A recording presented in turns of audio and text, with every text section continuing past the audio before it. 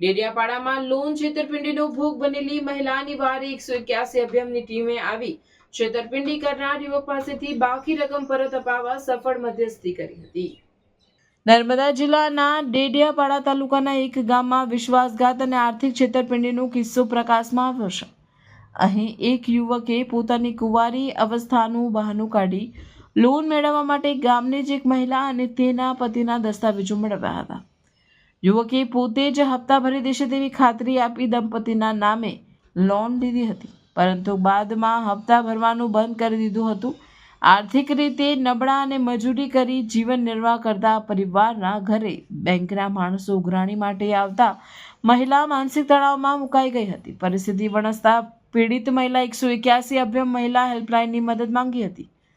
Call મળતાની સાથે જ અભયમની team સ્થળ પર પહોંચી ગઈ હતી. જો કે જવાબદાર યુવક બહારગામ હોવાથી ટીમ દ્વારા તેની સાથે ટેલિફોનિક સંપર્ક સાધવામાં આવ્યો હતો. ટીમે યુવકને આ પ્રકારની છેતરપિંડીના કાયદાકીય પરિણામો વિશે કડક શબ્દોમાં સમજ આપતા યુવકે પોતાની ભૂલ સ્વીકારી અને બાકીના હપ્તા ભરવાની તૈયારી દર્શાવી હતી.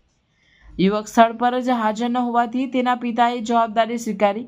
181ની ટીમની હાજરીમાં યુવકના પિતાએ તેમને લોનના તમામ બાકી રકમ ચૂકવી આપવાની લેખિત બાંહેધરી આપી હતી અને 1 મહિનાની મુદ્દત માંગી હતી. મહિલાએ આ પ્રસ્તાવ સ્વીકારતા બંને પક્ષો વચ્ચે સુખદ સમાધાન થયું હતું. અભયમ ટીમે આ તકે મહિલાને ભવિષ્યમાં કોઈ પણ વ્યક્તિ પર આંધળો વિશ્વાસ રાખી પોતાના અંગત દસ્તાવેજો આપવા અંગે પણ માર્ગદર્શન પૂરું પાડ્યું હતું. નર્મદા જિલ્લાની 181 અભયમ ટીમે પોતાની સૂઝબૂઝ અને કુનેહપૂર્વકની કામગીરીથી માત્ર એક મહિલાને આર્થિક ભીષમાંથી ઉગારી નથી, પરંતુ કાયદાકીય ગૂંચવણોથી પણ બચાવે છે.